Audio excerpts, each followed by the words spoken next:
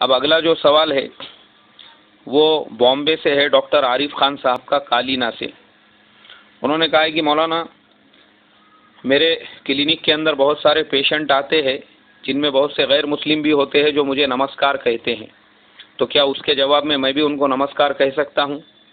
اور بہت سارے غیر مسلم السلام علیکم کہتے ہیں، تو اس کے جواب میں انہیں کیا کہوں؟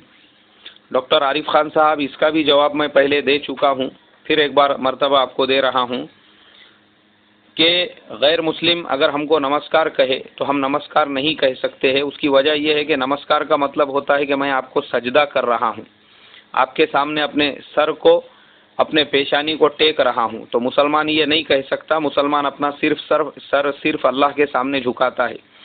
اس کے جواب میں آپ ان کو گڈ مارننگ، گڈ آفٹرنون اور گڈ ایوننگ کہہ سکتے ہیں۔